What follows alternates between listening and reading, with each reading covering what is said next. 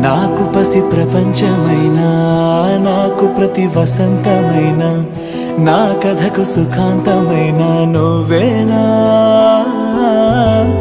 నాకు చిరు సంతోషమైనా, నాకు తొలి కన్నీటివైనా, నా కలకు నిజానివైనా నువ్వేనా.